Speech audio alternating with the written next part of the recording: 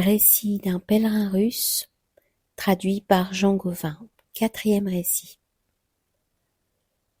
Pour moi, être uni à Dieu, c'est mon bonheur.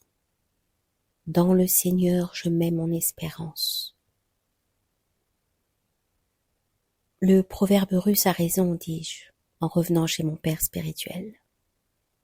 L'homme propose et Dieu dispose. Je croyais partir dès aujourd'hui pour la sainte cité de Jérusalem, mais il en a été autrement. Un événement tout à fait imprévu me retient ici encore 2 ou 3 jours. Je n'ai pu m'empêcher de venir vous voir pour vous l'annoncer et vous demander conseil à ce propos. Voici ce qui s'est passé. J'avais dit adieu à tous et, avec l'aide de Dieu, j'avais repris ma route. J'allais franchir la barrière lorsqu'à la porte de la dernière maison, j'aperçus un ancien pèlerin que je n'avais pas vu depuis 3 ans. Nous nous dîmes bonjour et il me demanda où j'allais. Je lui répondis « Si Dieu le veut, jusqu'à l'antique Jérusalem. » « Eh bien, reprit-il, il y a ici un excellent compagnon pour toi. »« Grand merci, lui dis-je. Est-ce que tu ne sais pas que je ne prends jamais de compagnon et que je marche toujours seul ? » Oui, mais écoute un peu. Je sais que celui-là te convient tout à fait.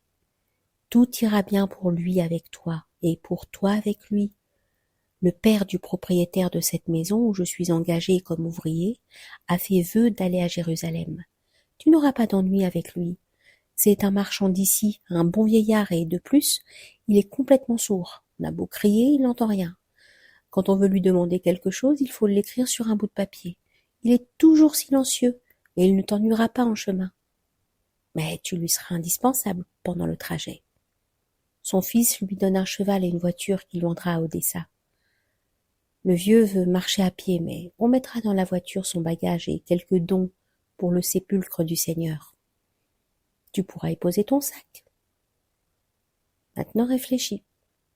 Crois-tu qu'on puisse laisser aller ainsi tout seul un vieillard complètement sourd ? Nous avons cherché partout un conducteur, mais il demande très cher. Et puis c'est dangereux de le laisser partir avec un inconnu, car il a de l'argent et des objets précieux. Quant à moi, je me porterai garant pour toi et les maîtres seront ravis. Ce sont de braves gens et ils m'aiment bien. Il y a 2 ans que je suis chez eux. Après avoir parlé ainsi devant la porte, il m'a fait entrer chez son patron et j'ai vu que c'était une famille honorable. J'ai accepté leur proposition.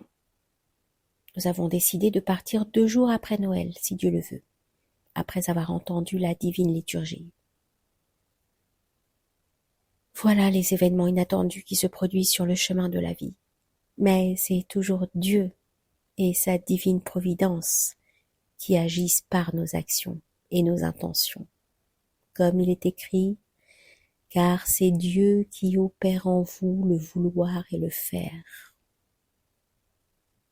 Mon père spirituel me dit « Je me réjouis cordialement, frère bien-aimé, que les seigneurs m'aient permis ainsi de te revoir encore, et comme tu es libre, je te garderai un peu et tu me raconteras quelques-unes des rencontres que tu as faites au cours de ta vie errante, car j'ai eu plaisir à écouter tes précédents récits. » Je le ferai avec joie, répondis-je, et je me mis à parler.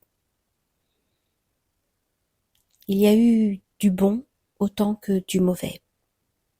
On ne peut tout raconter. Eh bien, des choses sont sorties de ma mémoire, car j'ai surtout essayé de garder le souvenir de ce qui ramenait mon âme paresseuse à la prière. Tout le reste, je l'ai rarement évoqué, ou pour mieux dire, j'ai tâché d'oublier le passé.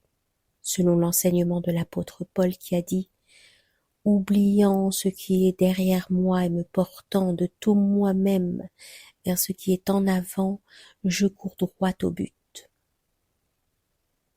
Et mon bienheureux Staret me disait que les obstacles à la prière peuvent venir de droite et de gauche, c'est-à-dire si l'ennemi ne peut te détourner ton âme de la prière par de vaines pensées ou des images coupables, il fait revivre dans la mémoire des souvenirs édifiants ou des belles idées afin d'arracher l'esprit à la prière qu'il ne peut supporter.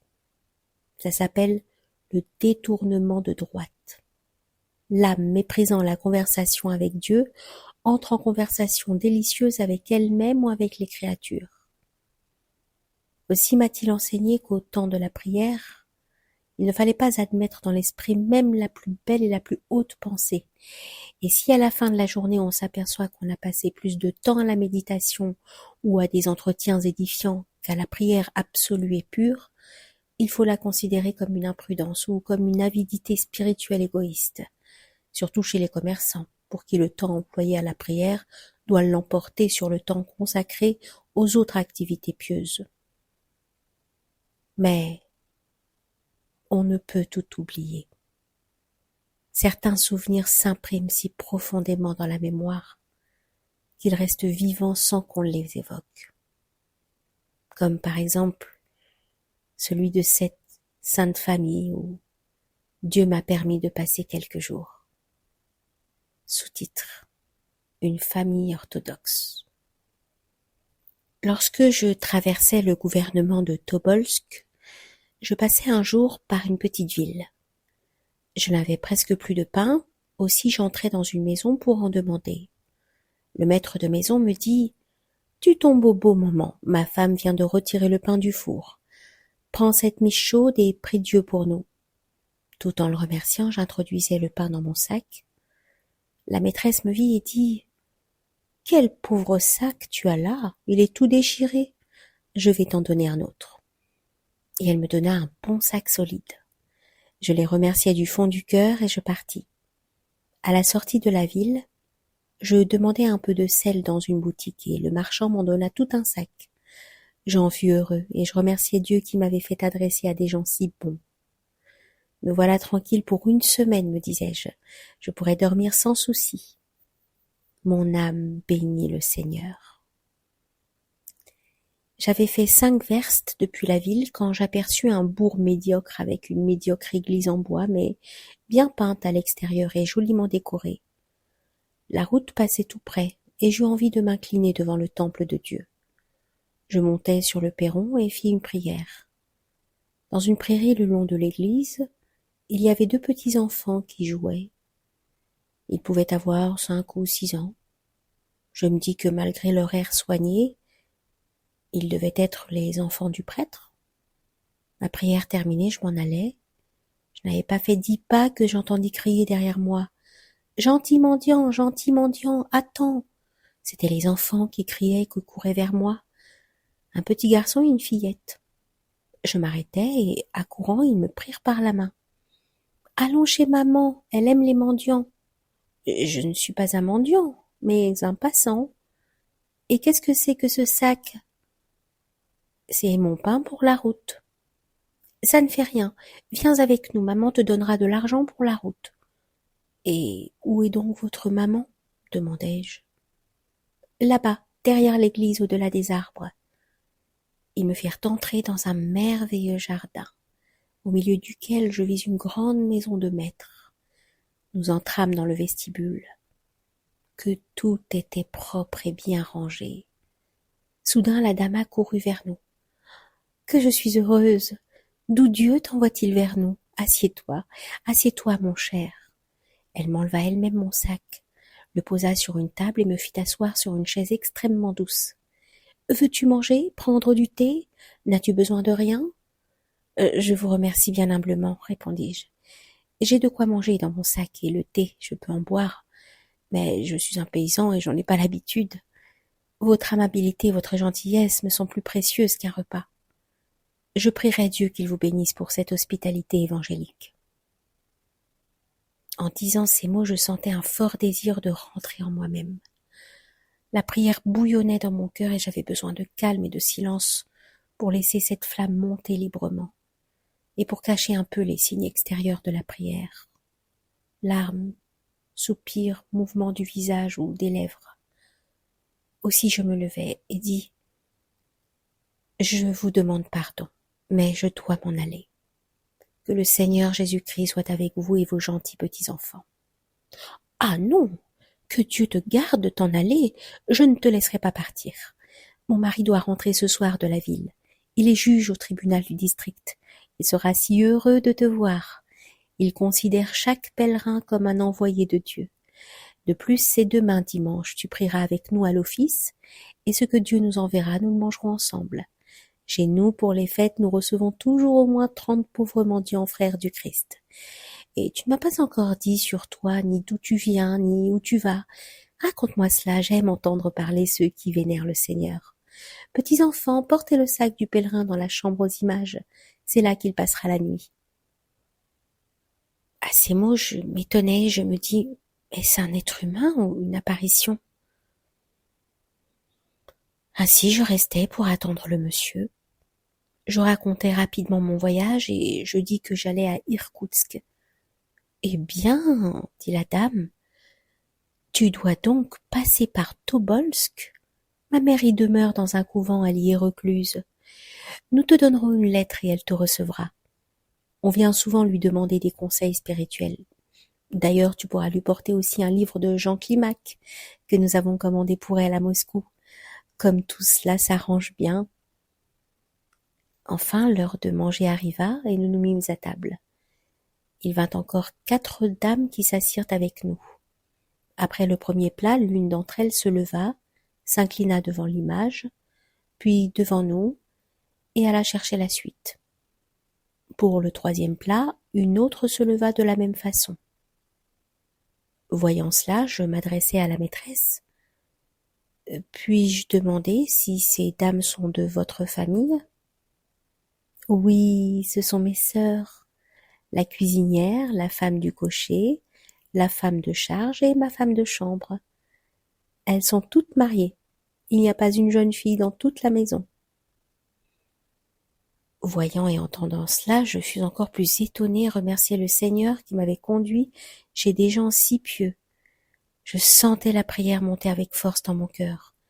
Aussi, pour trouver la solitude, je me levai et dis à la dame, « Vous devez vous reposer après le déjeuner. Mais moi j'ai tant l'habitude de marcher que j'irai me promener dans le jardin. » « Non, je ne prends pas de repos, dit la dame. J'irai avec toi dans le jardin, et tu me raconteras quelque chose d'instructif. Si tu y vas seul, les enfants ne te laisseront pas en repos, ils ne te lâcheront pas, car ils aiment beaucoup les mendiants, frères du Christ, et les pèlerins. Il n'y avait rien à faire, et nous allâmes ensemble au jardin. Afin de garder plus commodément le silence, je m'inclinai devant la dame et dis « Je vous en prie, ma mère, au nom de Dieu, y a-t-il longtemps que vous menez une vie aussi sainte? Racontez-moi comment vous êtes parvenue à ce degré de bonté. » « Oh, c'est bien facile, dit-elle. Ma mère est arrière-petite-fille de saint Josaphat, dont on honore les reliques à Belgorod. Nous avions là-bas une grande maison dont une aile était louée à un gentilhomme de peu de fortune. Celui-ci finit par mourir, et sa femme mourut aussi après avoir mis au monde un enfant. Le nouveau-né était complètement orphelin. Ma mère le recueillit chez elle, et je naquis l'année suivante. Nous grandîmes ensemble, nous eûmes les mêmes maîtres et nous étions comme frères et sœurs. Lorsque mon père mourut, ma mère quitta la ville et vint s'établir avec nous dans ce village. Quand nous fûmes en âge, ma mère me maria avec son filleul, nous fit don de ce village et décida d'entrer au couvent. Après nous avoir donné sa bénédiction, elle nous recommanda de vivre en chrétien, de prier Dieu de tout cœur et d'observer avant tout le commandement le plus important, celui de l'amour pour le prochain, en aidant les pauvres frères du Christ, en élevant nos enfants dans la crainte de Dieu et en traitant nos serfs comme des frères.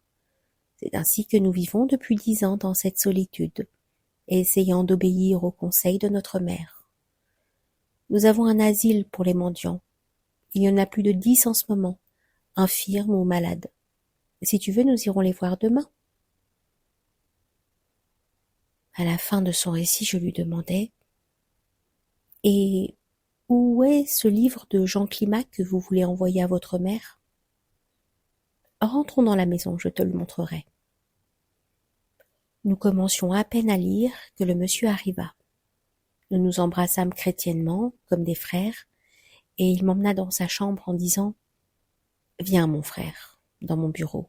bénit ma cellule. Je pense qu'elle t'a ennuyé, il désignait sa femme. Dès qu'elle trouve un pèlerin ou un malade, elle est si heureuse qu'elle ne le quitte plus ni nuit ni jour. C'est un vieil usage dans sa famille. Nous entrâmes dans son bureau. Quelle quantité de livres, des icônes magnifiques et une croix de grandeur naturelle devant laquelle était posé un évangile. Je me signai et dis « Vous avez chez vous, petit père, le paradis de Dieu. Voilà le Seigneur Jésus-Christ, sa mère très pure et ses saints serviteurs. Et voici leurs paroles et leurs enseignements vivants et immortels. Je pense que vous devez souvent prendre plaisir à vous entretenir avec eux. » « Eh oui, dit le monsieur, j'aime bien lire. »« Quel genre de livre avez-vous ? » demandai-je. « J'ai beaucoup de livres spirituels. Voici le Ménologe, les œuvres de Jean Chrysostome, de Basile le Grand, beaucoup d'ouvrages philosophiques ou théologiques, et de nombreux sermons de prédicateurs contemporains. Cette bibliothèque m'a coûté 5000 roubles. « N'auriez-vous pas un ouvrage sur la prière ? demandai-je. J'aime beaucoup les livres sur la prière. Voici un opuscule tout récent, œuvre d'un prêtre de Saint-Pétersbourg. Le monsieur sortit un commentaire sur le Notre Père et nous commençâmes à le lire. Bientôt arriva la dame. Elle venait avec le thé et les enfants portaient une corbeille en argent pleine d'une sorte de pâtisserie telle que je n'en avais jamais mangé. Le monsieur me prit le livre, le donna à la dame et dit « Elle va nous lire. Elle lit très bien, et pendant ce temps nous nous réconforterons. » La dame se mit à lire. Tout en écoutant, je sentais la prière qui montait dans mon cœur. Plus elle lisait et plus la prière se développait et me réjouissait. Soudain, je vis une forme passer rapidement dans l'air, comme si c'était mon défunt Starets. Je fis un mouvement, mais pour le cacher, je dis « Pardonnez, je m'étais assoupie. » À ce moment, j'eus l'impression que l'esprit du Starets pénétrait mon esprit et l'illuminait. Je sentis en moi comme une grande clarté et de nombreuses idées sur la prière. Comme je me signais et m'efforçais de chasser ces idées, la dame acheva sa lecture et le monsieur me demanda si cela m'avait plu. La conversation s'engagea là-dessus. « Cela me plaît beaucoup, dis-je. D'ailleurs, le Notre Père est plus haut et plus précieux que toutes les prières écrites que nous ayons, car c'est le Seigneur Jésus-Christ lui-même qui nous l'a enseigné. Le commentaire que vous en avez lu est très bon, mais il est entièrement tourné vers la vie active du chrétien, tandis que j'ai lu chez les pères une explication qui est surtout mystique et orientée vers la contemplation. » « Dans quel père as-tu trouvé cela ? » ?»« Eh bien, chez Maxime le Confesseur, par exemple, et dans la Philocalie chez Pierre Damascène. »« Est-ce que tu t'en souviens ? Répète-le-nous si tu peux. »« Certainement. Début de la prière, Notre Père qui es aux cieux. Dans le livre que vous avez lu, on déclare que ces paroles signifient qu'il faut aimer fraternellement notre prochain, car nous sommes tous fils d'un même Père. C'est très juste, mais les pères y ajoutent un commentaire plus spirituel. Ils disent qu'en prononçant ces mots, il faut élever son esprit vers le Père céleste et se rappeler l'obligation d'être à chaque instant en présence de Dieu. Les paroles « que votre nom soit sanctifié » s'expliquent dans ce livre par le soin qu'il faut mettre à ne pas invoquer en vain le nom du Seigneur. Mais les commentateurs mystiques y voient la demande de la prière intérieure du cœur, c'est-à-dire pour que le nom de Dieu soit sanctifié, il faut qu'il soit gravé à l'intérieur du cœur, et que par la prière perpétuelle, il sanctifie et illumine tous les sentiments, toutes les forces de l'âme. Les paroles « que votre règne arrive » sont expliquées ainsi par les pères. Que vienne dans nos cœurs la paix intérieure, le repos et la joie spirituelle. Dans le livre, on explique que les paroles « Donnez-nous aujourd'hui notre pain quotidien » concernent les besoins de notre vie corporelle et ce qui est nécessaire pour venir en aide au prochain. Mais Maxime le confesseur entend par pain quotidien le pain céleste qui nourrit l'âme, c'est-à-dire la parole de Dieu et l'union de l'âme avec Dieu par la contemplation et la prière perpétuelle à l'intérieur du cœur. Ah, la prière intérieure est une œuvre difficile. Elle est presque impossible à ceux qui vivent dans le monde, s'écria le monsieur. Il nous faut toute l'aide du Seigneur pour accomplir sans paresse la prière ordinaire. Ne parlez pas ainsi, petit père. Si c'était une tâche au-delà des forces humaines, Dieu ne l'aurait pas commandée à tous. Sa force s'accomplit dans la faiblesse. Et les pères nous offrent des moyens qui facilitent la voie vers la prière intérieure. Je n'ai jamais rien lu de précis à ce sujet, dit le monsieur. Si vous voulez, je vous lirai des extraits de la Philokalie. Je pris ma Philokalie, cherchai un passage de Pierre Damascène dans la 3e partie à la page 48 et lus ce qui suit. Il faut s'entraîner à invoquer le nom du Seigneur plus qu'à la respiration, en tout temps, en tout lieu et en toute occasion.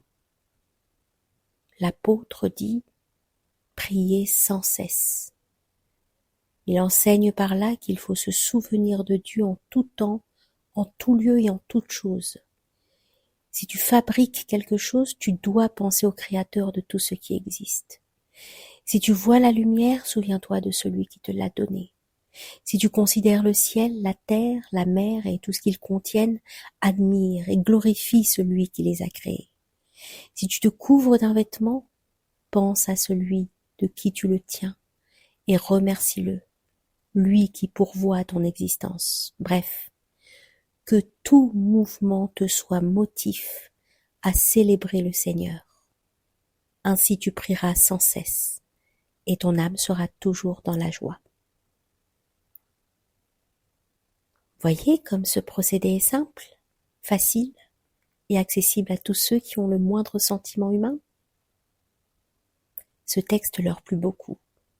Le monsieur m'embrassa avec enthousiasme, me remercia, regarda ma Philokalie et dit « Il faut que j'achète ce livre. Je le commanderai à Pétersbourg, mais pour mieux m'en souvenir, je vais copier tout de suite ce passage que tu as lu.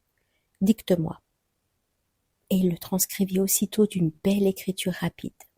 Puis il s'écria « Mon Dieu, mais j'ai une icône de Saint Damascène. » C'était probablement Saint Jean Damascène. Il ouvrit le cadre et fixa sous l'icône le papier qu'il venait d'écrire en disant « La parole vivante d'un serviteur de Dieu placé sous son image m'incitera souvent à mettre en pratique ce conseil salutaire. » Puis nous allâmes souper. Tout le monde était de nouveau à table en même temps que nous, hommes et femmes. Quel silence recueilli et quel calme pendant le repas. Après le souper, nous fîmes tous la prière, y compris les enfants, et on me fit lire l'hymne à Jésus très doux. Les serviteurs allèrent se reposer, nous restâmes tous trois dans la pièce. Alors la dame m'apporta une chemise blanche et des bas, je m'inclinai profondément et dis « Petite mère, je ne peux prendre les bas, je n'en ai jamais porté. Nous mettons toujours des bandes. » Elle revint bientôt avec une vieille blouse, jaune de drap, fin, qu'elle coupa en bandes, et le monsieur ayant déclaré que mes souliers ne valaient plus rien, m'en apporta une paire toute neuve qu'il chaussait par-dessus ses bottes. « Va dans cette chambre, me dit-il. Il n'y a personne, tu pourras y changer de linge. » J'allais me changer, je revins vers eux. Ils me firent asseoir sur une chaise et se mirent à me chausser. Le monsieur m'enroulait les bandes et la dame me mettait les souliers. Au début, je ne voulais pas me laisser faire, mais ils me firent asseoir en disant « Assieds-toi et tais-toi, le Christ a lavé les pieds de ses disciples. » Je ne pouvais pas résister, je me mis à pleurer. Et eux, ils pleuraient aussi. Alors la dame partit près de ses enfants pour la nuit, et avec le monsieur nous allâmes au jardin pour nous entretenir un peu dans le pavillon. Nous restâmes longtemps à veiller. Nous étions étendus par terre et nous causions. Soudain il s'approcha de moi et me dit « Réponds-moi en conscience et en vérité. Qui es-tu ? Tu dois être de famille noble et tu feins d'être innocent. Tu lis et écris parfaitement, tu penses et tu parles avec correction. Sûrement tu n'as pas reçu l'éducation d'un paysan. Je vous ai parlé d'un cœur pur à vous et à votre dame. J'ai raconté mes origines en toute vérité, et je n'ai jamais pensé à mentir ni à vous tromper. Et dans quel but ? Ce que je dis ne vient pas de moi, mais de mon sage et défunt starets ou des pères chez qui j'ai lu, et la prière intérieure qui, plus que tout illumine mon ignorance, ce n'est pas moi qui l'ai acquise. Elle est née dans mon cœur par la miséricorde divine et grâce à l'enseignement du starets. Chacun peut en faire autant. Il suffit de se plonger plus silencieusement dans son cœur et d'invoquer un peu plus le nom de Jésus-Christ. Aussitôt l'on découvre la lumière intérieure. Tout devient clair. Et dans cette clarté apparaissent certains mystères du royaume de Dieu. Et c'est déjà un grand mystère lorsque l'homme découvre cette capacité de rentrer en soi, de se connaître vraiment et de pleurer doucement sur sa chute et sur sa volonté pervertie. Il n'est pas très difficile de penser sainement et de parler avec les gens. C'est une chose possible, car l'esprit et le cœur existaient avant la science et la sagesse humaine. On peut toujours cultiver l'esprit par la science ou par l'expérience, mais là où il n'y a pas d'intelligence, aucune éducation n'y fera rien. Ce qu'il y a, c'est que nous sommes loin de nous-mêmes, et que nous ne souhaitons guère nous en rapprocher. Nous fuyons toujours pour ne pas nous trouver en face de nous-mêmes. Nous préférons des bagatelles à la vérité et nous pensons « j'aimerais bien avoir une vie spirituelle, m'occuper à la prière, mais je n'en ai pas le temps. Les affaires et les soucis m'empêchent de m'y livrer vraiment. Mais qu'est-ce qui est plus important et plus nécessaire ? La vie éternelle de l'âme sanctifiée ou la vie passagère du corps pour lequel nous nous donnons tant de mal ? C'est ainsi que les gens parviennent soit à la sagesse, soit à la bêtise. Pardonne-moi, mon cher frère, je n'ai pas parlé par simple curiosité, mais par bienveillance et par sentiment chrétien. Et de plus parce qu'il y a 2 ans, j'ai rencontré un cas tout à fait curieux. Un jour, arriva chez nous un vieux mendiant tout affaibli. Il avait le passeport d'un soldat libéré et était si pauvre qu'il allait presque nu. Il parlait peu et tout à fait comme un paysan. Nous le reçûmes à l'asile. Au bout de 5 jours, il tomba malade. On le transporta dans le pavillon et ma femme et moi nous occupâmes entièrement de lui. Lorsqu'il fut évident qu'il allait mourir, notre prêtre le confessa, lui donna la communion et les derniers sacrements. La veille de sa mort, il se leva, demanda du papier et une plume, et insista pour que la porte restât fermée et que personne n'entrât pendant qu'il écrivait son testament, que je devais faire parvenir à son fils à Pétersbourg. Je fus stupéfait quand je vis qu'il écrivait à la perfection et que ses phrases étaient parfaitement correctes, élégantes et pleines de tendresse. Je te montrerai demain ce testament. J'en ai gardé une copie.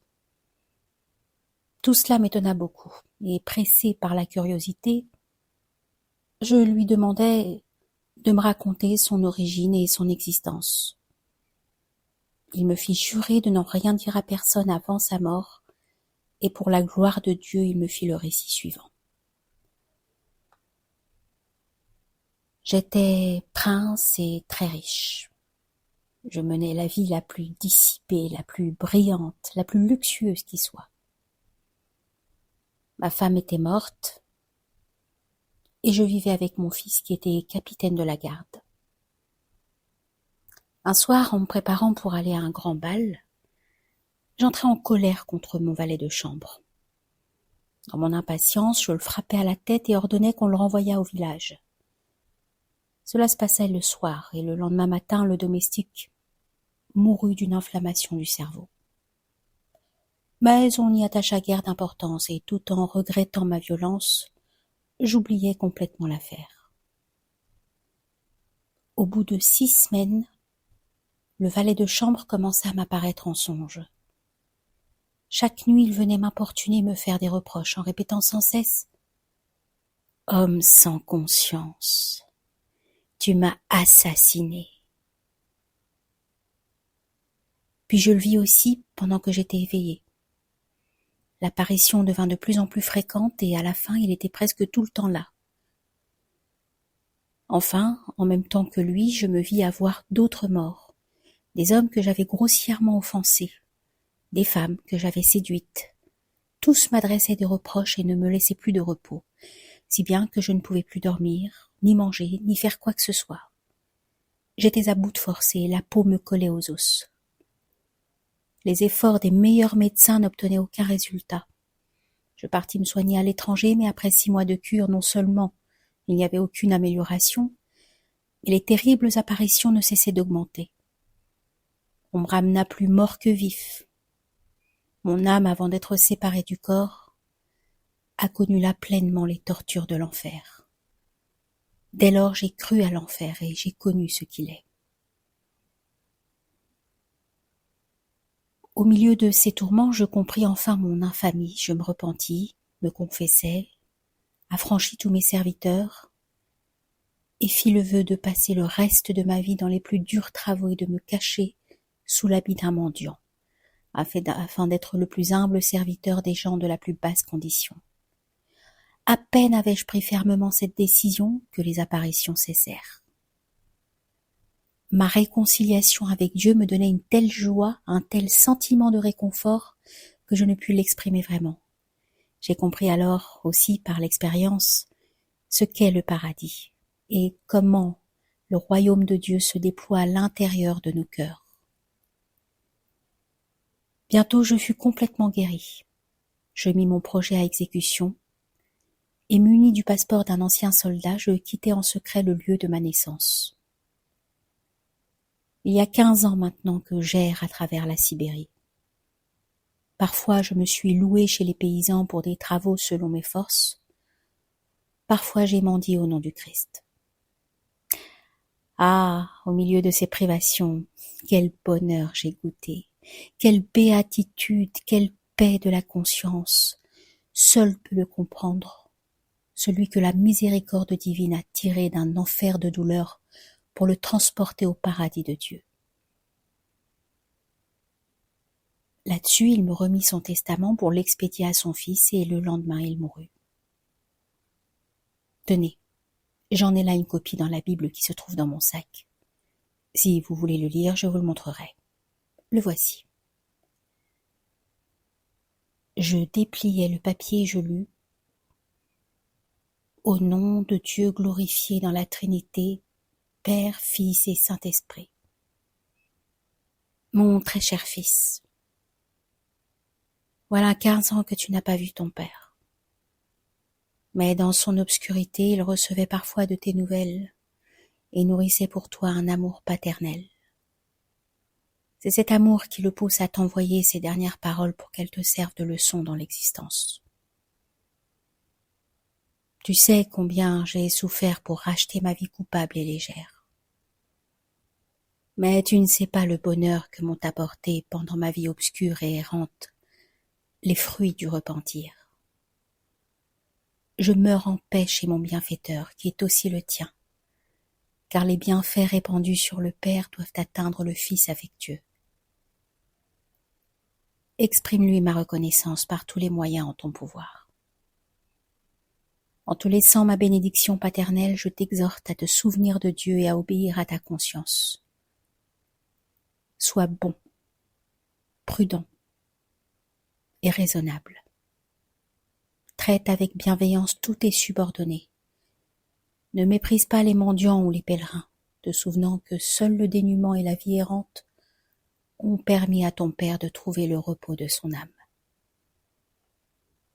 En priant Dieu qu'il t'accorde sa grâce, je ferme les yeux tranquillement, dans l'espérance de la vie éternelle, par la miséricorde du Rédempteur des hommes, Jésus-Christ. C'est ainsi que nous parlions avec ce bon monsieur. Soudain, je lui dis « Je pense, petit père, que vous avez souvent des ennuis avec votre asile. Il y a tant de nos frères qui ne deviennent pèlerins que par nonchalance ou par paresse, et qui polissonnent en route, comme je l'ai vu souvent. »« Non, ceux-là ont été assez rares, » répondit le monsieur. « Nous n'avons guère vu que de vrais pèlerins. Mais quand ils n'ont pas l'air très sérieux, nous sommes encore plus gentils avec eux, et nous les gardons quelque temps à l'hospice. Au contact de nos pauvres, frères du Christ, ils se corrigent souvent et s'en vont avec un cœur humble et doux. Il n'y a pas longtemps, j'en ai encore eu un exemple. Un commerçant de notre ville était tombé si bas qu'on le chassait à coups de bâton, et que personne ne voulait même lui donner un morceau de pain. Il était ivrogne, violent, querelleur, et de plus, il volait. C'est ainsi qu'il arriva un jour chez nous, poussé par la faim. Il demanda du pain et de l'eau de vie, car il aimait bien boire. Nous le reçûmes gentiment et lui dîmes « Reste chez nous, tu auras de l'eau de vie tant que tu le désires, mais à une condition. Après avoir bu, tu iras te coucher, et si tu fais le moindre esclandre, non seulement nous te chasserons pour toujours, mais je demanderai au prévôt de te faire enfermer pour vagabondage. » Il accepta et resta chez nous. Pendant 1 semaine ou plus, il but vraiment tout ce qu'il voulut. Mais chaque fois, selon sa promesse et parce qu'il avait peur d'être privé d'alcool, il allait se coucher sur son lit ou s'allonger silencieusement au fond du jardin. Quand il reprenait ses esprits, nos frères de l'asile lui parlaient et l'exhortaient à se retenir au moins un peu. Ainsi, il commença à boire moins et en 3 mois, il devint tout à fait sobre. Il travaille maintenant quelque part et ne mange plus le pain d'autrui. Il est venu me voir avant-hier. Quelle sagesse dans cette discipline guidée par la charité, pensai-je. Et je m'écriai, béni soit Dieu dont la miséricorde agit dans l'enceinte de votre demeure. Après tous ces propos, nous nous assoupîmes un peu, et entendant la cloche sonner l'office du matin, nous allâmes à l'église où la dame se trouvait déjà avec ses enfants. Nous entendîmes l'office, puis la divine liturgie. Nous étions dans le chœur avec le monsieur et son petit garçon. La dame et la petite demoiselle étaient à l'ouverture de l'iconostase pour pouvoir voir l'élévation des saints dons. Mon Dieu, comme ils priaient tous et quelles larmes de joie ils versaient. Leurs visages étaient tellement illuminés qu'à force de les regarder, je me mis à pleurer. À la fin de l'office, les maîtres, le prêtre, les serviteurs et tous les mendiants se mirent ensemble à table. Il y avait bien 40 mendiants, des infirmes, des malades et des enfants. Quel silence et quelle paix autour de cette table. Rassemblant mon audace, je dis doucement, monsieur. Dans les monastères, on lit les vies des saints pendant le repas. Vous pourriez en faire autant puisque vous avez le ménologe au complet. Le monsieur se tourna vers la dame et dit « Vraiment, Marie, il faut instituer cela. Ce sera excellent pour nous tous.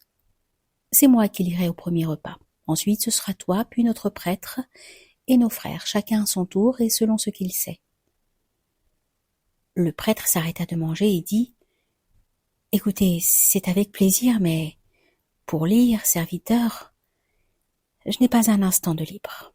À peine ai-je mis les pieds chez moi que je ne sais plus où donner de la tête. Rien que des affaires et des soucis.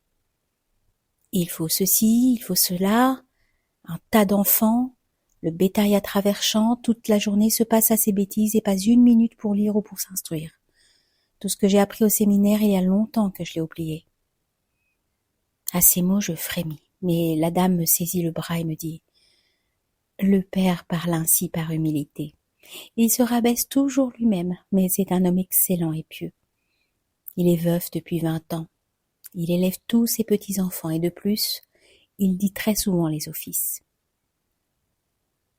Ces paroles me rappelèrent une sentence de Nicétas Thétatos dans la Philocalie, qui disait « C'est selon la disposition intérieure de l'âme qu'on apprécie la nature des objets. » C'est-à-dire, chacun se forme une idée des autres selon ce qu'il est lui-même. Et plus loin, il dit encore « Celui qui est parvenu à la prière et à l'amour véritable ne distingue plus les objets. Il ne distingue pas le juste du pécheur, mais il aime également tous les hommes et ne les condamne pas.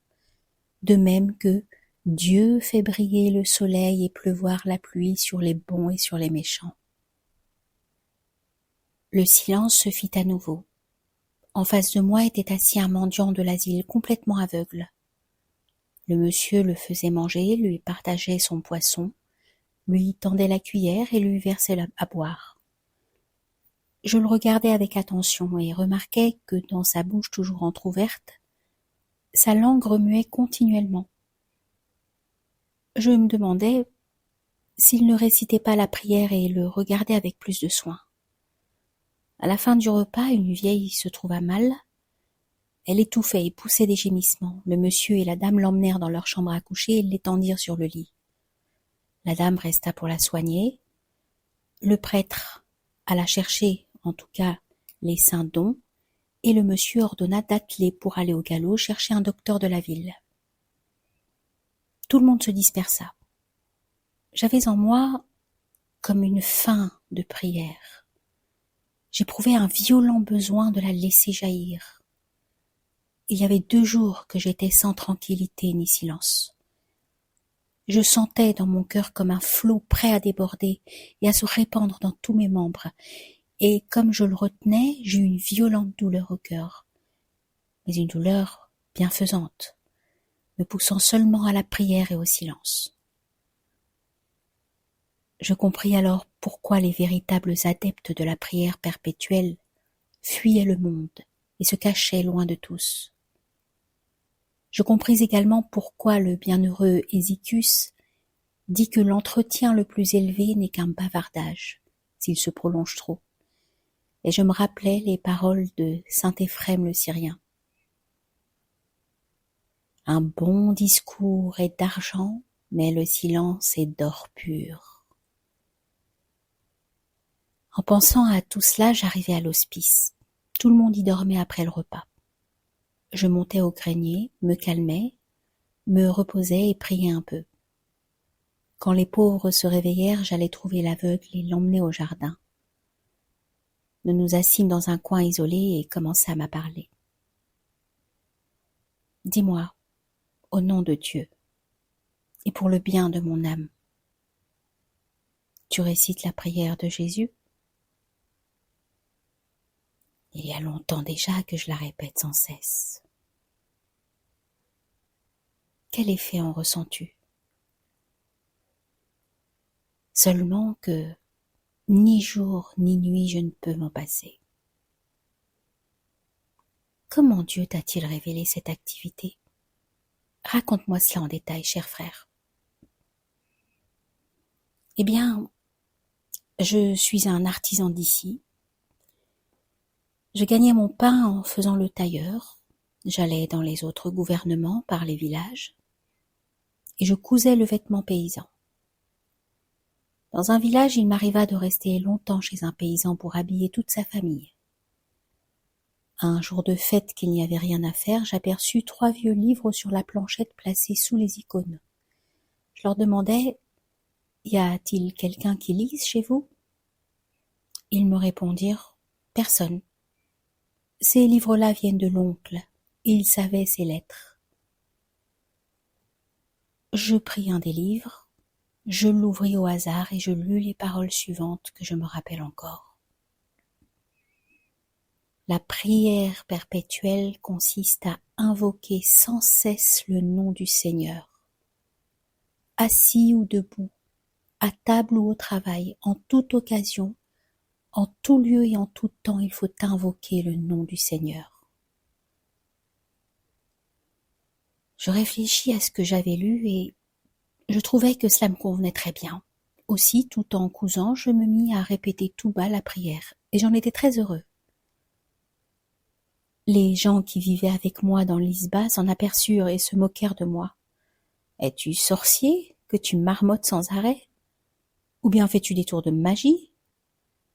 Pour me cacher, je cessai de remuer les lèvres et je me mis à dire la prière en remuant seulement ma langue. Enfin, je m'y suis tellement habituée que ma langue la récite jour et nuit, et cela me fait du bien. Je continuai longtemps à travailler, puis subitement je devins complètement aveugle. Chez nous, dans la famille, nous avons presque tous l'eau sombre au fond des yeux. Comme je suis très pauvre, la commune m'a trouvé une place à l'asile de Tobolsk. C'est là que je vais. Mais les seigneurs ici m'ont retenu car ils veulent me donner une voiture pour aller jusque-là. Comment s'appelait le livre que tu as lu? Ce n'était pas la Philokalie? Ma foi, je n'en sais rien. Je n'ai pas regardé le titre. J'allais prendre ma Philokalie. Je retrouvais dans la 4e partie les paroles du patriarche Caliste qu'il avait répétées par cœur et je commençais à lire. C'est cela même, s'écria l'aveugle. Lis, lis, mon frère, car c'est vraiment très bien. Quand je parvins au passage où il est dit « Il faut prier avec le cœur », il me demanda ce que cela signifiait et comment on le pratiquait. Je lui dis que tout l'enseignement de la prière du cœur était exposé en détail dans ce livre, la Philokalie, et il me demanda avec insistance de lui dire tout ce qui s'y rapportait. Voilà ce que nous ferons, lui dis-je. Qu'en penses-tu de partir pour Tobolsk? Mais tout de suite, si tu veux, répondit-il. Alors voilà. Je voudrais m'en aller demain. Nous n'avons qu'à partir ensemble, et en chemin je te lirai tout ce qui se rapporte à la prière du cœur, et je t'indiquerai comment découvrir ton cœur et y pénétrer. Et la voiture, dit-il. Eh, laisse donc la voiture. D'ici à Tobolsk, il n'y a que 150 verstes. Nous irons doucement. À deux dans la solitude, il fait bon marcher. Et en marchant, on est mieux pour lire et pour parler sur la prière. Nous tombâmes ainsi d'accord. Le soir, le monsieur vint lui-même nous appeler pour le souper, et après avoir mangé, nous lui déclarâmes que nous pensions nous en aller, et que nous n'avions pas besoin de voiture, car nous voulions lire la Philokalie. Là-dessus, le monsieur nous dit « La Philokalie m'a beaucoup plu. J'ai déjà fait la lettre et préparé l'argent, et demain, en allant au tribunal, j'enverrai le tout à Pétersbourg pour recevoir la Philokalie par le prochain courrier. » Et donc, le lendemain matin, nous nous mîmes en route, après avoir beaucoup remercié ces bons seigneurs pour leur charité et leurs douceurs exemplaires. Ils nous accompagnèrent tous deux pendant une verste et nous nous dîmes adieu.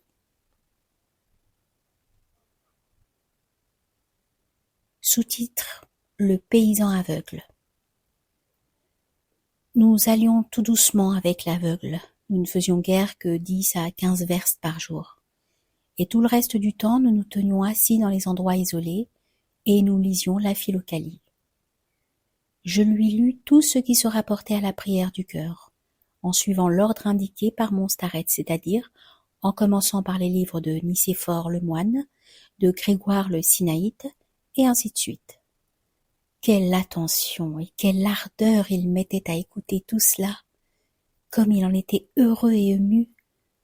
Ensuite, il commença à me poser de telles questions sur la prière que mon esprit ne suffisait pas pour les résoudre. Après avoir écouté ma lecture, l'aveugle me demanda de lui enseigner un moyen pratique de trouver son cœur par l'esprit, d'y introduire le nom divin de Jésus-Christ et de prier ainsi intérieurement par le cœur. Je lui dis « Sans doute tu ne vois rien, mais par l'intelligence tu peux te représenter ce que tu as vu jadis. Un homme, un objet ou un de tes membres, ton bras ou ta jambe. Peux-tu te l'imaginer ainsi nettement que si tu le regardais? Et peux-tu, bien qu'aveugle, diriger vers lui ton regard? » « Je le puis, » répondit l'aveugle. « Alors, représente-toi ainsi ton cœur. Tourne tes yeux comme si tu le regardais à travers ta poitrine. Et écoute de toutes tes oreilles comment il bat coup après coup. Quand tu te seras fait à cela, efforce-toi d'ajuster à chaque battement de ton cœur, sans le perdre de vue, les paroles de la prière. C'est-à-dire, avec le premier battement, dis ou pense Seigneur. Avec le second, Jésus. Avec le troisième, Christ. Et avec le quatrième, ayez pitié. Avec le cinquième, de moi. Et répète souvent cet exercice. Cela te sera facile, car tu es déjà préparé à la prière du cœur. Puis, quand tu seras habitué à cette activité, commence à introduire dans ton cœur la prière de Jésus et à l'en faire sortir en même temps que la respiration. C'est-à-dire, en inspirant l'air, dis ou pense « Seigneur Jésus-Christ » et en l'expirant « Ayez pitié de moi ». Si tu agis ainsi assez fréquemment et assez longtemps, tu éprouveras bientôt une légère douleur au cœur. Puis peu à peu, il y naîtra une chaleur bienfaisante. Avec l'aide de Dieu, tu parviendras ainsi à l'action constante de la prière à l'intérieur du cœur. Mais surtout, garde-toi de toute représentation, de toute image naissant dans ton esprit pendant que tu pries. Repousse toutes les imaginations, car les pères nous ordonnent, afin de ne pas tomber dans l'illusion, de garder l'esprit vide de toute forme pendant la prière. L'aveugle qui m'avait écouté avec attention s'exerça avec zèle selon ce que je lui avais dit, et la nuit, à l'étape, il y passait de longs moments. Au bout de 5 jours, il sentit dans le cœur une forte chaleur et un bonheur indicible. En outre, il avait grand désir de se livrer sans cesse à la prière, qui lui révélait l'amour qu'il avait pour Jésus-Christ. Parfois, il voyait une lumière, mais sans qu'aucun objet apparût. Quand il entrait dans son cœur, il lui semblait y voir jaillir la flamme brillante d'un grand cierge, qui, s'échappant au dehors, l'illuminait tout entier, et cette flamme lui permettait même de voir des objets éloignés, comme il arriva une fois. Nous traversions une forêt. Il était plongé, silencieux, dans la prière. Soudain, il me dit « Quel malheur! L'église brûle et le clocher vient de s'effondrer. » « Cesse d'évoquer ces images vides, lui dis-je. C'est une tentation. Il faut repousser au plus vite toute rêverie. Comment voir ce qui se passe à la ville? Elle est encore à 12 verstes. » Il m'obéit et se remettant à prier, il se tut. Vers le soir, nous arrivâmes à la ville. Et je vis effectivement plusieurs maisons incendiées et un clocher écroulé. Il était bâti sur des pieux de bois. Tout autour, les gens discutaient et admiraient quand, tombant le clocher, n'eût écrasé personne. À ce que je comprenais, le malheur s'était produit au moment où l'aveugle parlait dans la forêt. Au même instant, je l'entendis qui disait « D'après toi, ma vision était vaine. » Et pourtant, il en était bien ainsi. Comment ne pas remercier et aimer le Seigneur Jésus-Christ, qui révèle sa grâce aux pécheurs, aux aveugles et aux insensés. Merci aussi à toi qui m'as enseigné l'activité du cœur. Je lui répondis, pour aimer Jésus-Christ, aime-le. Et pour le remercier, remercie-le. Mais prendre des visions quelconques pour des révélations directes de la grâce, garde-t'en bien, car cela se produit souvent naturellement selon l'ordre des choses. L'âme humaine n'est pas entièrement liée à la matière. Elle peut voir dans l'obscurité, et les objets lointains aussi bien que les proches. Mais nous n'entretenons pas cette faculté de l'âme. Nous l'accablons du poids de notre corps épais ou de la confusion de nos pensées distraites et légères. Lorsque nous nous concentrons en nous-mêmes, que nous nous abstrayons de tout ce qui nous entoure et que nous aiguisons notre esprit, alors l'âme revient complètement à elle-même. Elle agit avec toute sa puissance et c'est là une action naturelle. Mon défunt Starretz m'a dit que non seulement les hommes de prière, mais des malades ou des gens spécialement doués, lorsqu'ils se trouvent dans une chambre obscure, voient la lumière qui se dégage de chaque objet, sentent la présence de leur double, et pénètre les pensées d'autrui. Mais les effets directs de la grâce de Dieu pendant la prière du cœur sont tellement délicieux qu'aucune langue ne peut les décrire. Il est impossible de les comparer à rien de matériel. Le monde sensible est bas comparé aux sensations que la grâce éveille dans le cœur. Mon aveugle écouta ces paroles avec attention et devint encore plus humble. La prière se développait sans cesse dans son cœur et le réjouissait indiciblement. Mon âme en était heureuse, et je remerciais le Seigneur qui m'a fait connaître une telle piété chez un de ses serviteurs. Enfin, nous atteignîmes Tobolsk. Je le menai à l'hospice, et après lui avoir dit affectueusement un adieu, je repris ma route solitaire. Pendant 1 mois, j'allais doucement et je sentais combien les exemples vivants sont utiles et bienfaisants. Je lisais souvent la Philokalie, et j'y vérifiais tout ce que j'avais dit à l'aveugle. Son exemple enflammait mon zèle, mon dévouement et mon amour pour le Seigneur aussi. La prière du cœur me rendait si heureux que je ne pensais pas qu'on pût l'être plus sur terre, et je me demandais comment les délices du royaume des cieux pouvaient être plus grands que cela. Ce bonheur n'illuminait pas seulement l'intérieur de mon âme, le monde extérieur aussi m'apparaissait sous un aspect ravissant. Tout m'appelait à aimer et à louer Dieu. Les hommes, les arbres, les plantes, les bêtes, tout m'était comme familier. Et partout je trouvais l'image du nom de Jésus-Christ. Parfois je me sentais si léger que je croyais n'avoir plus de corps et flotter doucement dans l'air. Parfois je rentrais entièrement en moi-même.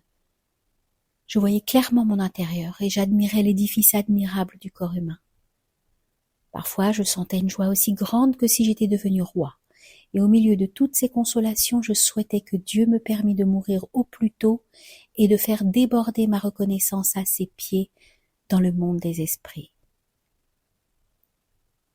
Sans doute je pris trop plaisir à ces sensations, ou bien peut-être Dieu en décida-t-il ainsi. Mais au bout de quelque temps, je sentis dans mon cœur une sorte de crainte et un tremblement. Ne serait-ce pas, me dis-je, un nouveau malheur ou une tribulation comme celle que j'ai endurée pour cette fille à qui j'avais enseigné la prière de Jésus dans la chapelle? Les pensées m'accablaient comme les nuages et je me rappelais les paroles du bienheureux Jean de Carpathos qui dit que le maître est souvent livré au déshonneur et supporte tentation et tribulation pour ceux qu'il a aidés spirituellement. Après avoir lutté contre ces pensées, je me plongeai dans la prière qui les fit complètement disparaître. Je me sentis plus fort et me dis que la volonté de Dieu soit faite. Je suis prêt à supporter tout ce que Jésus-Christ m'enverra pour expier mon endurcissement et mon orgueil. D'ailleurs, ceux à qui j'ai révélé récemment le mystère de la prière intérieure y avaient été préparés par l'action mystérieuse de Dieu avant de me rencontrer. Cette pensée me calma tout à fait, je marchais dans la prière et dans la joie plus heureux qu'auparavant. Pendant 2 jours, le temps demeura à la pluie et la route était si boueuse qu'on ne pouvait sortir des frontières. Je passais par la steppe et pendant 15 verstes, je ne trouvais pas un lieu habité. Enfin, vers le soir, j'aperçus une auberge au bord de la route. Je me réjouis en pensant que je pourrais au moins m'y reposer et y passer la nuit, et demain matin, à Dieu va, peut-être que le temps sera meilleur. Sous-titre: La maison de poste. En approchant, j'aperçus un vieillard vêtu d'un manteau de soldat. Il était assis sur le talus devant l'auberge et avait l'air ivre. Je le saluai et dis: « Puis-je demander à quelqu'un l'autorisation de passer la nuit ici ?»« Qui peut te laisser entrer sinon moi ?» cria le vieux. « Je suis le chef ici.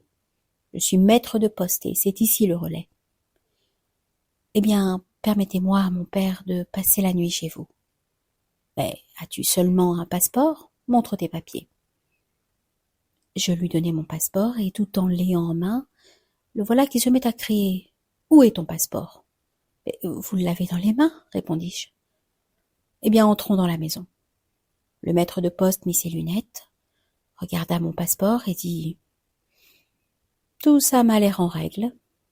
Tu peux rester ici. Tu vois, je suis un brave homme. Tiens, je vais t'apporter un petit verre. » « Je ne bois jamais, » répondis-je. « Oh, ça ne fait rien. Eh bien, soupe au moins avec nous. »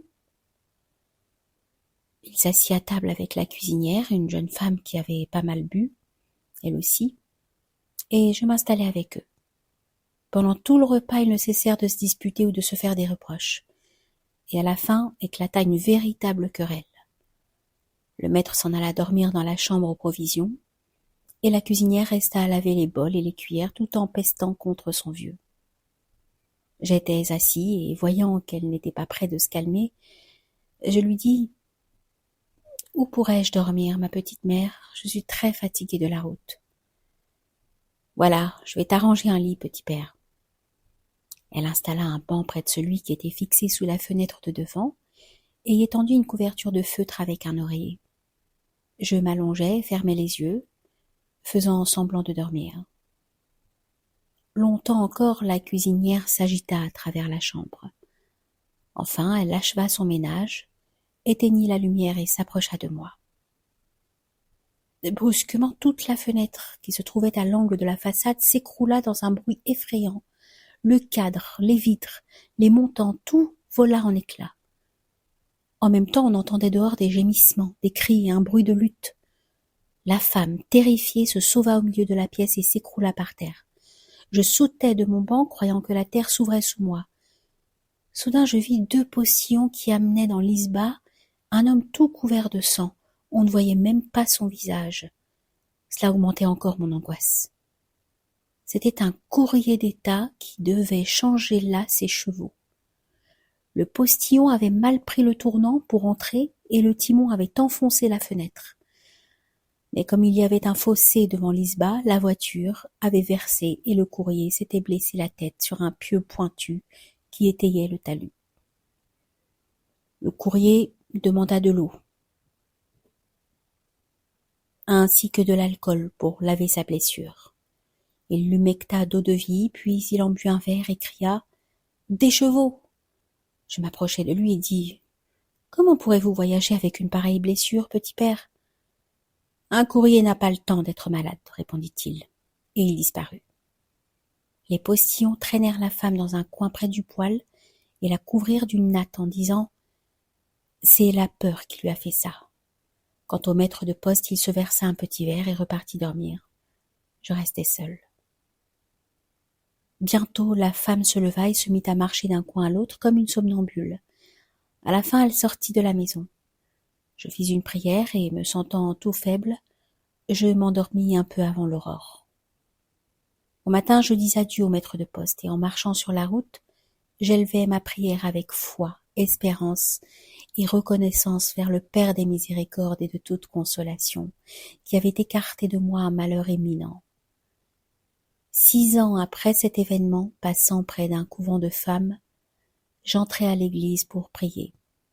L'abbesse me reçut aimablement chez elle après l'office et me fit servir du thé. Soudain, on annonça des hôtes de passage. Elle alla à leur rencontre et me laissa avec les nonnes qui la servaient. En voyant l'une d'elles verser humblement le thé, j'eus la curiosité de demander « Y a-t-il longtemps, ma mère, que vous êtes dans ce couvent ?»« 5 ans, répondit-elle. Quand on m'a amenée ici, je n'avais plus ma tête à moi. Mais Dieu a eu pitié de moi. La mère abbesse m'a prise auprès d'elle dans sa cellule et m'a fait prononcer les vœux. « Et comment aviez-vous perdu l'esprit ?» demandai-je. « D'épouvante. Je travaillais dans une maison de poste. Une nuit, pendant que je dormais, des chevaux démolirent une fenêtre et de terreur je devins folle. Pendant toute une année, mes parents m'ont menée par les lieux saints, et bien, c'est ici seulement que j'ai été guérie. » À ces mots, je me réjouis dans mon âme, et je glorifiai Dieu dont la sagesse fait tourner à notre profit. Sous-titre un prêtre de campagne. J'ai eu encore bien d'autres aventures, dis-je en m'adressant à mon père spirituel. Si je voulais tout raconter à la suite, 3 jours n'y suffiraient pas. Si vous voulez, je vais encore vous en dire une. Par une claire journée d'été, j'aperçus à quelque distance du chemin un cimetière, ou plutôt une communauté paroissiale, c'est-à-dire une église avec les maisons des serviteurs du culte et un cimetière. Les cloches sonnaient pour l'office. Je me hâtais vers l'église. Les gens d'alentour s'y rendaient également, mais beaucoup s'asseyaient dans l'herbe avant d'atteindre l'église. Et voyant que je me dépêchais, ils me disaient « Ne va pas si vite, tu as bien le temps. Ici le service est très lent, le prêtre est malade, et puis c'est un tel lambin. » En effet, la liturgie n'allait pas vite. Le prêtre, jeune mais pâle et décharné, célébrait très lentement, avec piété et sentiment. À la fin de la messe, il prononça un excellent sermon sur les moyens d'acquérir l'amour de Dieu. Le prêtre m'invita à manger chez lui. Pendant le repas, je lui dis « Vous dites l'office avec grande piété, mon père, mais aussi avec lenteur. »« Oui, » répondit-il. Cela ne plaît guère à mes paroissiens, et ils ronchonnent. Mais il n'y a rien à faire. Car j'aime méditer et peser chaque parole avant de la chanter. Privé de ce sentiment intérieur, les mots n'ont aucune valeur pour soi ni pour les autres. Tout est dans la vie intérieure et dans la prière attentive.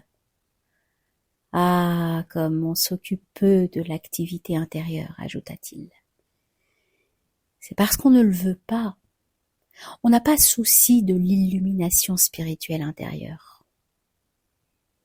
Je lui demandai à nouveau, mais comment y parvenir? C'est une chose fort difficile. Pas le moins du monde. Pour recevoir l'illumination spirituelle et devenir un homme intérieur, il faut prendre un texte quelconque de l'Écriture sainte et y concentrer le plus longtemps possible toute son attention. C'est ainsi qu'on découvre la lumière de l'intelligence. Pour prier, il faut agir de même. Si tu veux que ta prière soit pure, droite et bienfaisante, il faut choisir une prière courte, composée de quelques mots brefs mais forts, et la répéter longtemps et souvent. C'est ainsi qu'on prend goût à la prière. Cet enseignement du prêtre me plut beaucoup parce qu'il était pratique et simple et en même temps profond et sage. Je remerciai Dieu en esprit de m'avoir fait connaître un véritable pasteur de son église. À la fin du repas, le prêtre me dit « Va te reposer un peu. Il faut que je lise la parole de Dieu et prépare mon sermon de demain. » Je me rendis à la cuisine. Il n'y avait personne qu'une très vieille cuisinière assise, toute courbée dans un coin et qui toussait. Je m'assis sous une lucarne, tirai de mon sac la Philokalie et me mis à lire pour moi à voix basse.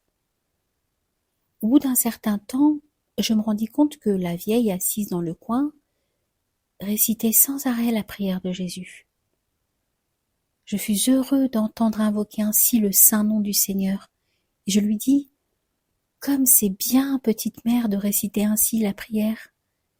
C'est l'œuvre la meilleure et la plus chrétienne. »« Oui, petit père, » répondit-elle. « Au déclin de mes ans, c'est mon contentement que le Seigneur me pardonne. »« Y a-t-il longtemps que tu pries ainsi ?»« Depuis ma jeunesse, petit père. Et sans cela, je ne pourrais pas vivre, car la prière de Jésus m'a sauvé du malheur et de la mort. » « Comment cela ?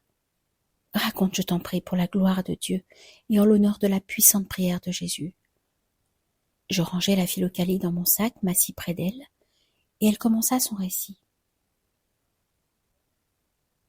J'étais une jeune et jolie fille. Mes parents me fiancèrent. La veille du mariage, le fiancé allait entrer chez nous. Brusquement, il n'avait plus que 10 pas à faire. Le voilà qui tombe mort tout raide. Cela m'effraya tellement que je décidai de rester vierge et de m'en aller par les saints lieux en priant Dieu. Cependant, j'avais peur de partir toute seule sur les routes, car à cause de ma jeunesse, les méchantes gens auraient pu m'attaquer. Une vieille femme qui menait depuis longtemps la vie errante m'enseigna qu'il fallait réciter sans arrêt la prière de Jésus, et m'assura avec force que cette prière me préserverait de tout danger sur la route. Je crus à ce qu'elle disait, et il ne m'est jamais rien arrivé, même dans les régions les plus éloignées. Mes parents me donnaient de l'argent pour voyager. En vieillissant, je suis devenue malade, et heureusement, le prêtre d'ici me nourrit et m'entretient par bonté. J'écoutais avec joie ce récit et ne savais comment remercier Dieu pour cette journée qui m'avait révélé des exemples si édifiants. Un peu plus tard, je demandai à ce bon et saint prêtre de me bénir, et je repris ma route, tout joyeux.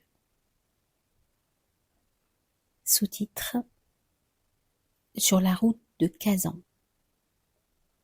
Et tenez, il n'y a pas très longtemps, quand je traversais le gouvernement de Kazan pour venir jusqu'ici, il m'a encore été donné de connaître les effets de la prière de Jésus. Même pour ceux qui la pratiquent inconsciemment, elle est vraiment le moyen le plus sûr et le plus rapide pour atteindre au bien spirituel. Un soir, je dus m'arrêter dans un village tatar.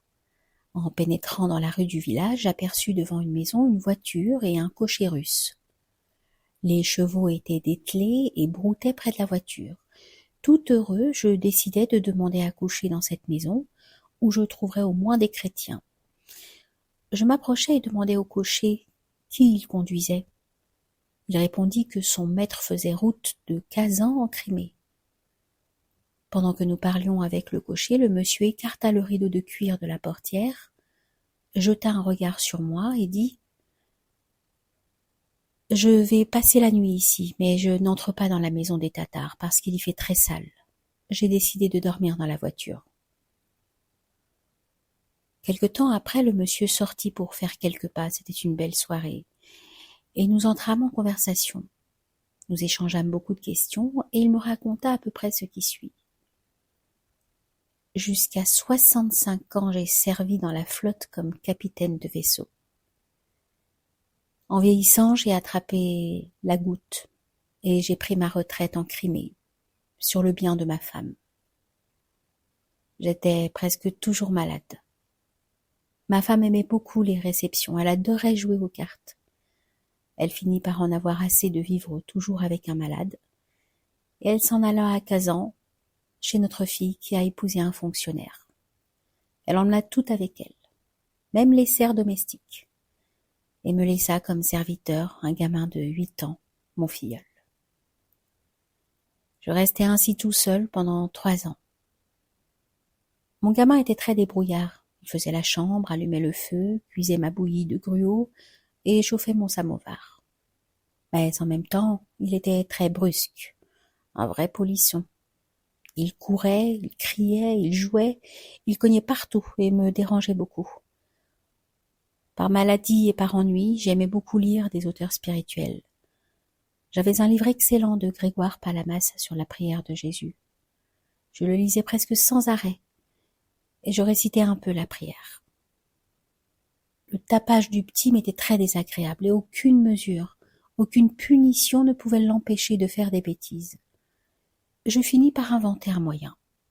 Je le forçai à s'asseoir dans la chambre sur un petit banc et à répéter sans cesse la prière de Jésus. Au début, cela lui déplut au plus haut point, et pour y échapper, il se taisait. Mais pour le forcer à exécuter mon ordre, je pris des verges avec moi. Quand il disait la prière, je lisais tranquillement ou j'écoutais ce qu'il disait. Mais dès qu'il se taisait, je lui montrais les verges et, pris de peur, il se remettait à la prière. Cela me faisait grand bien car le calme commençait enfin à s'établir dans ma maison. Au bout de quelque temps, je m'aperçus que les verges n'étaient plus nécessaires. Il exécutait mon ordre avec plus de plaisir et de zèle. Plus tard, son caractère changea complètement. Il devint doux et silencieux et s'acquitta beaucoup mieux des travaux domestiques. J'en conçus de la joie et lui donnai ainsi plus de liberté. Et le résultat? Eh bien, il s'habitua si bien à la prière qu'il la répétait sans arrêt, sans aucune contrainte de ma part. Quand je lui en parlais, il me répondit qu'il avait une envie insurmontable de réciter la prière. « Et qu'est-ce que tu ressens ?»« Rien de spécial, mais je me sens bien pendant que je répète la prière. »« Mais comment bien ? Je ne sais comment l'expliquer. »« Te sens-tu gai ? » ?»« Oui, je me sens gai. »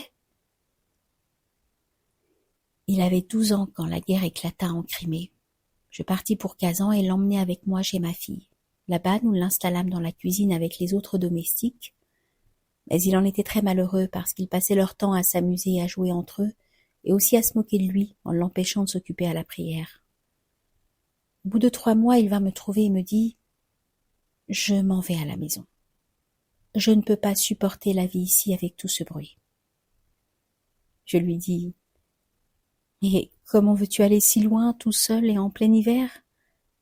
Attends que je reparte, et je t'emmènerai avec moi. »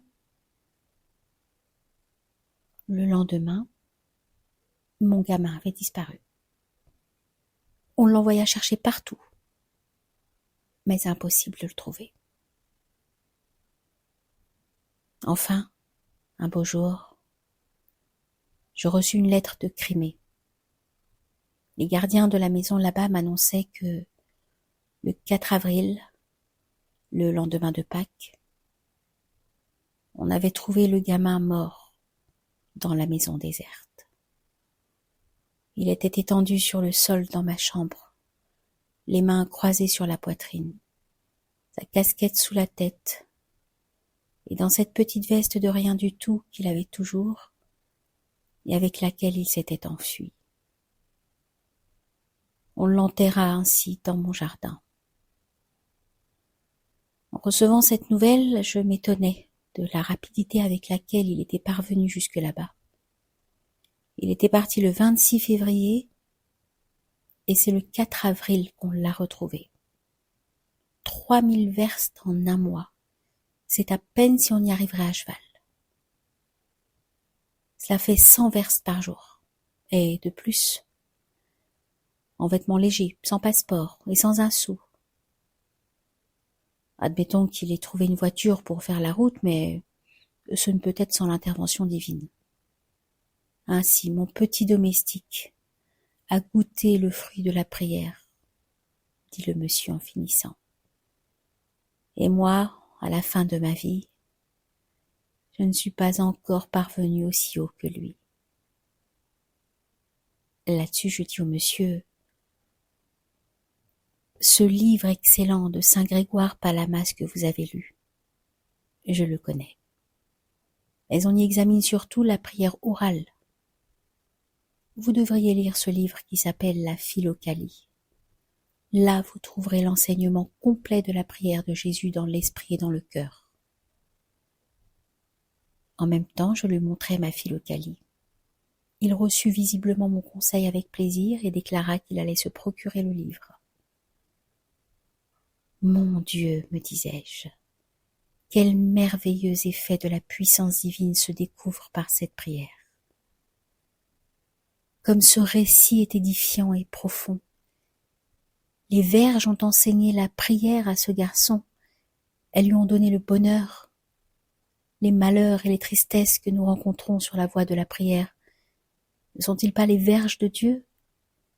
Aussi pourquoi craindre lorsque la main de notre Père céleste nous les montre ? Il est plein d'un amour infini pour nous. Et ces Vierges nous enseignent à prier plus activement. Elles nous conduisent aux joies indicibles. Ayant achevé ces récits, je dis à mon Père spirituel, « Pardonnez-moi au nom de Dieu. J'ai beaucoup bavardé, et les pères déclarent qu'une conversation, même spirituelle, n'est que vanité si elle se prolonge trop. Il est temps que j'aille retrouver celui qui doit m'accompagner à Jérusalem. Priez pour moi, pauvre pécheur. Que le Seigneur, dans sa miséricorde, fasse tourner ma route en bien. » Je le souhaite de toute mon âme, frère aimé dans le Seigneur, répondit-il. Que la grâce surabondante de Dieu illumine tes pas et fasse route avec toi, comme l'ange Raphaël avec Tobie.